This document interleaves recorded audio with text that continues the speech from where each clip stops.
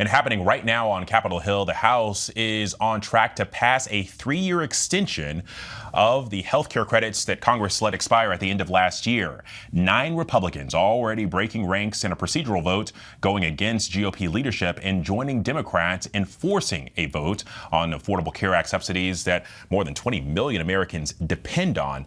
But a path through the Senate and ultimately to the president's desk still remains unlikely. So joining me now is our Capitol Hill correspondent, Jay O'Brien.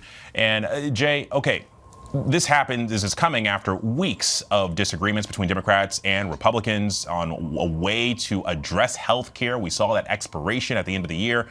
Where do things stand right now?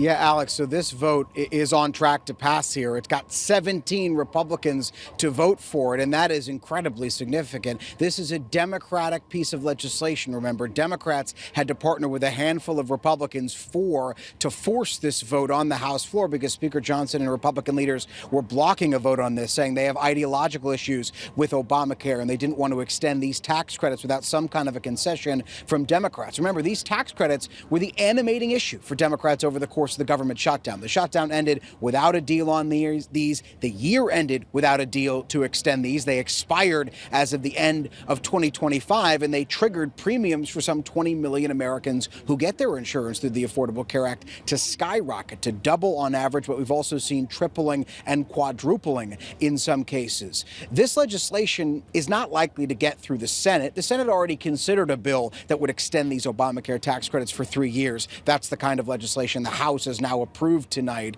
It's not likely to get through the Senate, but what we are seeing at this hour are bipartisan negotiations going on in both chambers to try to reach some kind of a health care deal that would extend these tax credits for some set period of time. The details are very hazy, as well as give Republicans some concessions on different legislative language they wanted inserted here. It's very early, so we don't have much of the specifics of this health care deal. I just spoke with Dan Muser, Republican congressman of Pennsylvania. He said he believes the deal can come together by the end of this month, but there's nothing down on paper at this hour, Alex. So while this legislation will pass, and you've got 17 Republicans at this hour voting to rebuke Republican leadership, rebuke the president, and extend these Obamacare tax credits, you're still very much in the early stages of fixing this problem that Congress has been tackling for months here.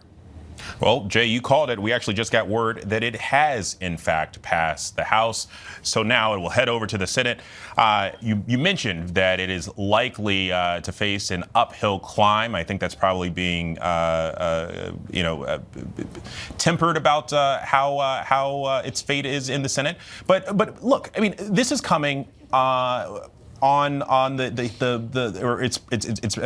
coming before a midterm election where we're seeing a lot of folks talk about affordability. 20 million Americans that were dependent on these health care credits.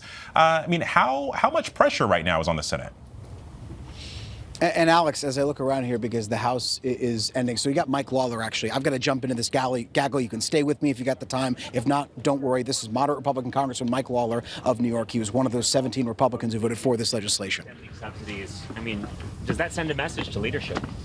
Look, I think the issue of health care affordability is one that all of us have to take seriously. Obamacare has failed to deliver in terms of reducing costs. Health insurance premiums have skyrocketed 96% since Obamacare took effect, while insurance company profits have risen by over 2,000%.